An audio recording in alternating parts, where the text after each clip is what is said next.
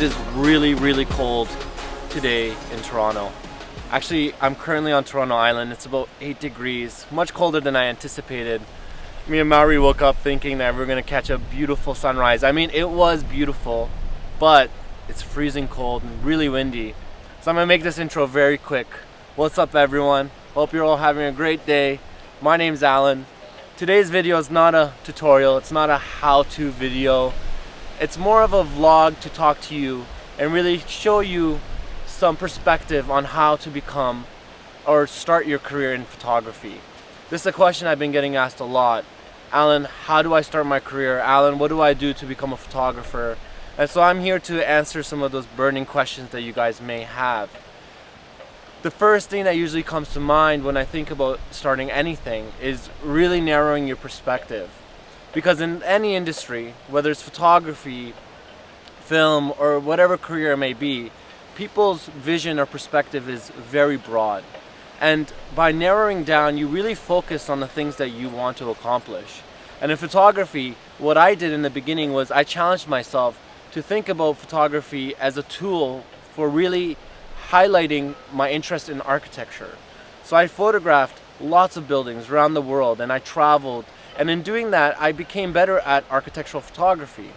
But because I had that narrow focus, I could develop other skill sets slowly and incrementally, rather than getting this broad perspective and not really being good at one thing.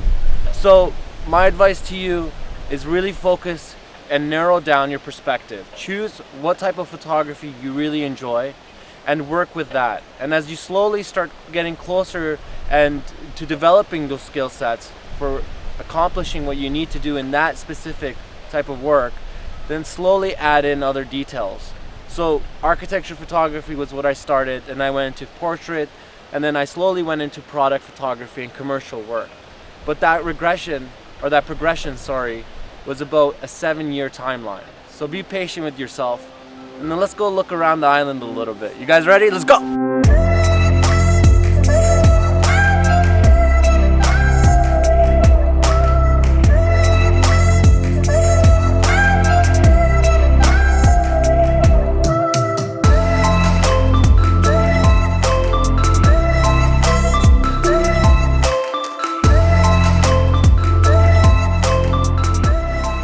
So I imagine many of you haven't been to Toronto or Toronto Islands, so I want to give you a brief kind of idea of where I am. So Toronto has a lake right in front of it. It's Lake Ontario, and on the lake there's a couple of islands which are called Toronto Islands. So right now we're situated in Ward's Island. It's probably one of my favorite islands or locations in Toronto because it still has some residential homes. It's very quiet. Everyone comes here on bikes. It's a very chill and relaxed environment, which I love, and there's a lot of nature, which also helps in getting really cool photos, especially during fall when the leaves change color. Right now we didn't luck out too much. I think we're here still a little bit early, so we're going to come back probably next week when the leaves change color. But touching back on the point of starting a career in photography, I think the next thing that I would advise you guys to do is really find someone that you want to work with, or someone that you want to work for. And in doing that, you learn so much more as a photographer. So as an example, when I started my photography career, I messaged so many different photographers asking if I could just, learn from them or hang out with them for a day or two. And I met a lot of really talented photographers in Toronto that allowed me the opportunity to come into their world and question them and get the best answers to the questions I've always wanted. In terms of how is it to start a career in photography? What are the steps that I need? Or how do I build my website? Or what kind of clients should I work with?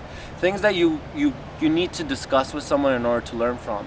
And similarly, right now Maori's filming me, and Maori is an incredible videographer, and in working with him I've learned so much more, and I'm sure he could attest to saying that he's learned a lot from me as a photographer. Is that true? Yeah, right. Yeah, but I definitely need to learn from you. Yeah, exactly. So I think that's the best part of having people around you, is that you can give and take and kind of develop your skills with someone else there to draw a perspective from. So be an assistant, or assist as much as you can another photographer in your area or someone that you admire to. Just send them an email and be like, hey, listen, I'm aspiring to be a photographer. I really look up to your work. I'd love to be around you and just kind of get an idea of what it is to be in your world. And I sometimes even bring on people in my world so they can get a good sense of what I'm doing. So that's a good way to really develop those skills and start your career in photography. I'm getting kind of cold though. Aren't you cold, man? It's freezing right now. Yeah, I think we're gonna head back into the city and I'll continue giving you guys advice there. Let's pack up.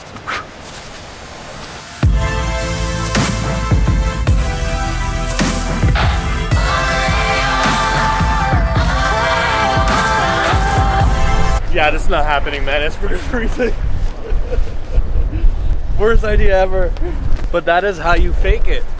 Okay, so if there's one thing I've learned about the world of photography and video is that you gotta make it look completely different than what it is. 98% of the time I'm really cold or I'm really hot. In this case, I'm freezing. Yeah, this is exciting. Exciting times.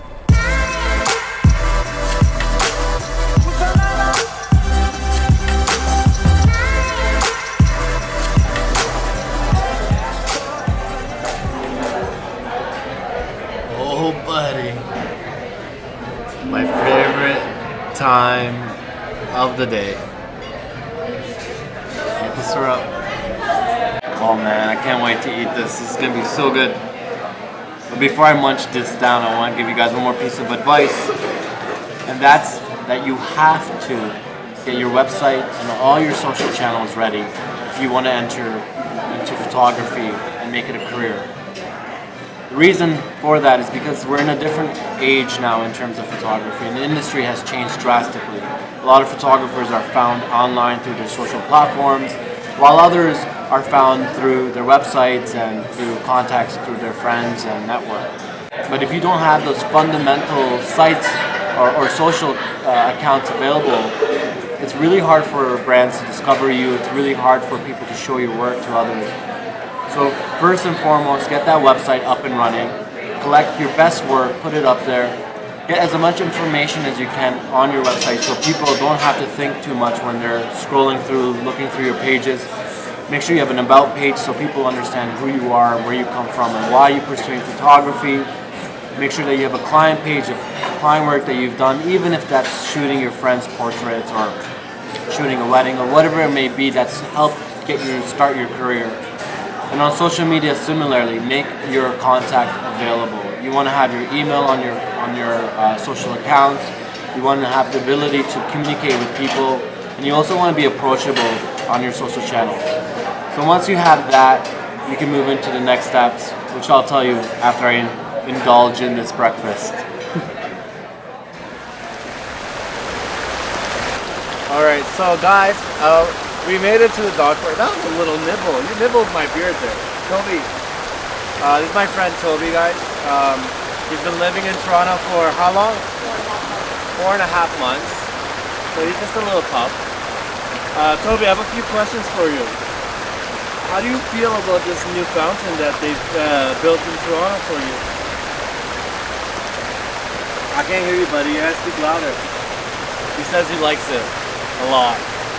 A part of me really likes this fountain because it's a really big fountain.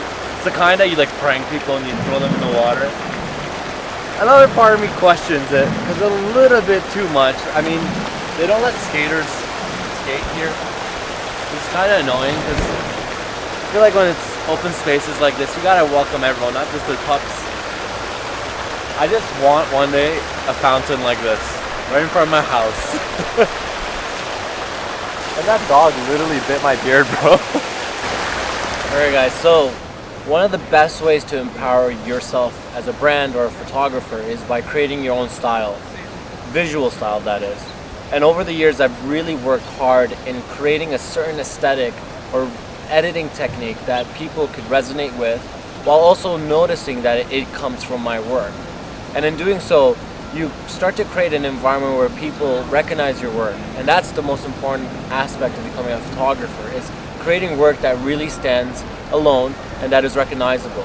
So in order to create your own style, you have to think about a lot of things. You have to think about the way that you edit your images. In doing all that, the first place you want to start thinking about is the type of photos you're capturing.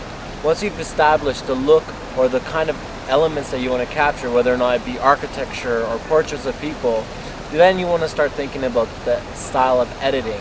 This will be able to allow people to identify you amongst other photographers. So if you look at my account as an example and you're scrolling through, you'll start to notice certain key elements that really distinguish my feed or my photos from everyone else's. The darker tones, the certain types of accentuated colors, of the oranges, the pops of yellow. These are stylistic choices I've made in order to help my brand be very identifiable. Other things I take into consideration is the composition and how I shoot.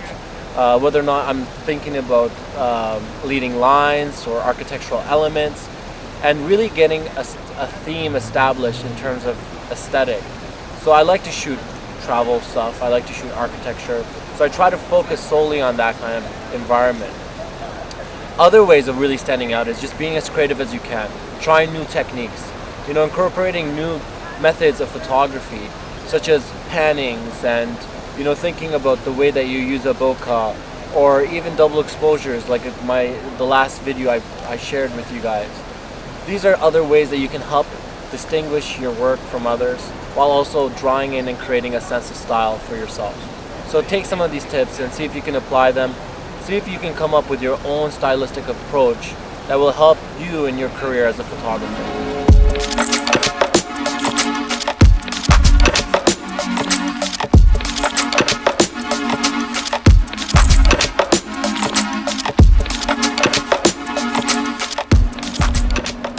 Every time I come to this place, it's always closed. So I'm actually really surprised it was open. It's actually pretty cool. There's a lot of different plants. I think these are local to Canada, across from the west to east coast. So the next tip I think that is going to be valuable for you guys, and I'm sure majority of these suggestions I'm giving you, I'm sure you know, but I think it's sometimes nice to hear them again. One of which is collaborating with others, and this is a very important thing to do when you're starting your career as a photographer. And I mean, photography, I'd say prior to when I was even in it professionally, I don't think it was that of a collaborative kind of environment. Yes, it was collaborative in terms of you as a photographer, if you're shooting fashion, for example, you had a stylist, you had a makeup artist on set, but I mean, in terms of photographers collaborating with other photographers, or photographers collaborating with filmmakers, this is an area that's been relatively more explored within the last, I'd say, few years that I've been around in this industry.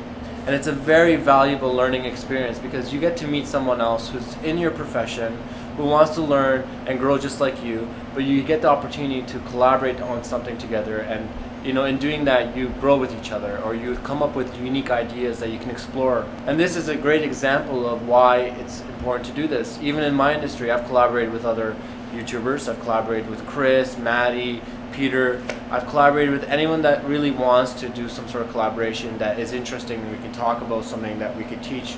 And that process really taught me a valuable lesson. I didn't know much about YouTube, and I know a lot more about YouTube now thanks to those guys, and thankfully because of this process of collaboration. So be open to collaborating with other people. Don't be afraid to send an email, DM someone, get in contact, reach out to your favorite photographer, your favorite filmmaker. I mean, try to make sure that it's realistic. I mean, sometimes I get a lot of emails and the person's halfway across the world and they're like, hey, I want to shoot with you. I mean, it's not as realistic as someone who's in Toronto, who's available, or I'm close to, that I'd be more keen on collaborating with. But that doesn't mean that the opportunity for other people to collaborate with me or other artists is not there. It is there. It's just you have to initiate that conversation. It's very important. Right, Mari?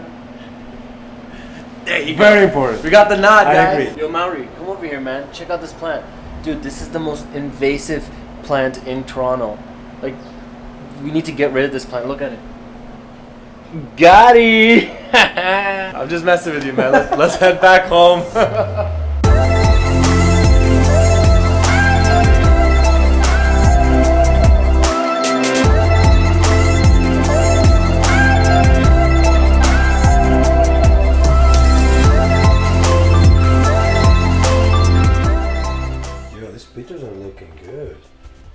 Actually, I'm really surprised with the colors, especially some of the residential areas.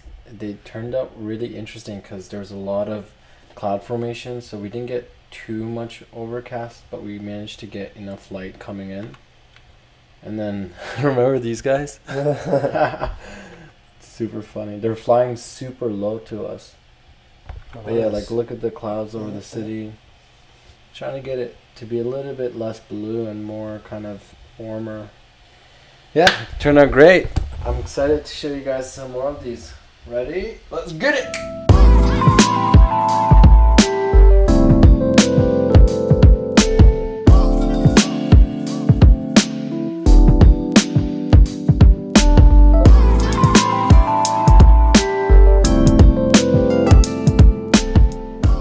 Well, I hope you guys enjoyed that slideshow. I'm really happy with the way the photos turned out, especially given that it was freezing cold. But like any sunrise, especially in Toronto, it's always exciting to see the colors change, and the clouds were also very interesting to have as a component in the photos. But by far the most impressive thing was, I think, just seeing those houses, the residential houses on the island. This was the first for me. I've always explored other parts of the island, so that was really cool. Now I want to get back to giving you guys more tips on how to really properly structure yourself for your career as a photographer. And one of the most important things that I always focus on, and I've been focusing on for many years, is learning as much as I can. And by learning, I mean just really exploring knowledge everywhere you can. And one of the best ways to do that is by listening to audiobooks. This is something that I always do. It's very simple. I just download the books I want to listen to on my phone, and while I'm just exploring the city and taking photos and whatnot, I'm listening to these interesting books or titles that could be about anything realistically. Many of the ones I listen to are about photography or about film and whatnot, so it's something relevant to my industry. And I always learn something new that I can apply in my work. And thankfully, today's video is actually sponsored by Audible. And for those of you that don't know, Audible is absolutely incredible and offers the largest selection of audiobooks on our planet. As of right now, Audible is actually offering all my viewers with their first audiobook for free when you use Audible for 30 days. It's very simple. To sign up, all you have to do is go to audible.com/Alen Palander or text Alen Palander to 500-500. You can download your first title today and actually start listening. It's very easy to use and something that is really going to enhance your knowledge and your expertise, especially if you're into photography. There's a lot of options out there for you to listen to and really learn some new knowledge. So I'm actually listening to a very good book. It's called Photography Composition. It's by James Karen, and what he does is he discusses 12 really unique ways that you can use composition to help your photos shine. In using Audible and listening to this, I've learned a lot of new skills. I mean, I discussed one time in one of my videos ways to compose your photos, but this taught me some new techniques. He talks about horizontal lines, he talks about juxtapositions, he mentions things that maybe I didn't really have a real clear understanding of prior, but it's definitely something that I'm learning a lot from, and I think you can also benefit from it. And again, it's very simple to sign up. All you have to do is go to audible.com/Alen Palander or text Alen Palander to 500-500. All right, bro, I'm getting really, really thirsty. I'm gonna grab myself some orange juice. 1 second. Yo, Alan. Yeah. What? Sorry? Oh. I'm waiting for you. I'm sorry, I didn't see you guys there. Oh. Sure, you guys are waiting to hear more from me, so I have just a few more suggestions. These are very simple. Take them with a grain of rice. First, let's discuss how you can get more people to see your work. One way of doing that is entering competitions. These are photography competitions. They're always out there. You just gotta search photography competition. Just keep an eye out for them. They're very important because they allow you to be a little bit more vulnerable with your work, because you get someone to be able to critique your work. And also you get to be able to put together a story when you submit your photos, which helps you better describe your work. Another method is just simply being more transparent in who you are as a photographer. This is the idea of being recognizable. So as a photographer, what I do is I make sure that people know what I look like, that I attend events and galleries and exhibits and really show myself as being a part of the community. And another is just being on social media, really putting out your stuff out there and letting people see it and be able to discover you. You can't expect the world to favor you. You have to work really hard to gain people's attention. And being on social media is a really good way of doing that. Using hashtags and seeing what kind of other community activities are happening on the platform is important. Like Instagram, for example, they have a weekly hashtag project. It's like a mini contest that they run every weekend.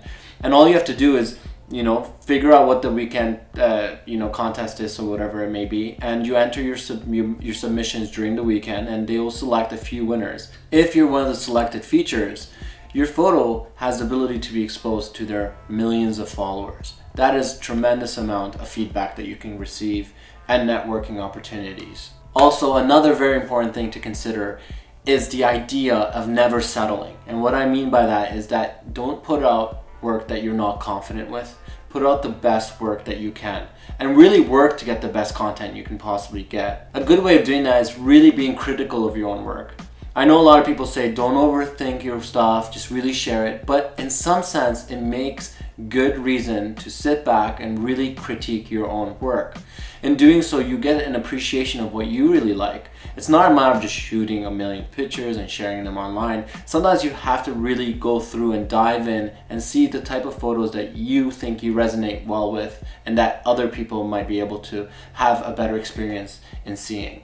That is very important. And I try to do that with every photo I post on Instagram. You guys could take a look at my Instagram account and see for yourself the way that it's organized. So I'm gonna wrap this video up. I've been talking way too long. My mouth hurts. I need some rest. I need to get this guy out of my house. So I just want to say, I hope you guys enjoyed today's video. Be sure to like, subscribe, and comment. I know I'll see you guys soon, but just be patient with me. I'm trying to come out with some new content for you guys to really think about. I asked not too long ago if you guys had any suggestions for upcoming videos. So if you do, leave them in the comments below. I really want to see what you guys want to learn, because if I'm here, if I'm filming every day, I might as well, have some sort of conversation and build some sort of community with you guys. And thank you again for always tuning in. I'll see you guys all next week, right? Let's get it. Go. No, I want to show you guys. I have to show you guys. Okay, in order to arrange the situation here to make it look like I'm editing my photos, it's clean. Look at my table. Okay, hold on. First I'm gonna show the table like this one. Oh, look how clean that is. Beautiful setup. Oh, that's so nice. Look at that loop deck. Nice. And then you look at here. It's like, what is this? Like, what's happening? Everything is here. Let me just step back. At least there's Hershey's Kisses. Like, I mean, if I didn't have chocolate, I don't know what I would do in my life. Alright, man. Just say goodbye one more time. No, honestly, guys, I hope you enjoyed. I can't do this. You guys know what to do, right? By now, I mean, how many videos have I uploaded? I should upload more. Should I do those like videos where I sit down and I just talk? I think people might like those. Was that a yes or a no? That's a yes. See, that would make Maori's life so much easier. Because then we wouldn't have to troop outside and freaking film for hours a day. Look at that. Maybe, we'll see. I'll see you guys all in Japan.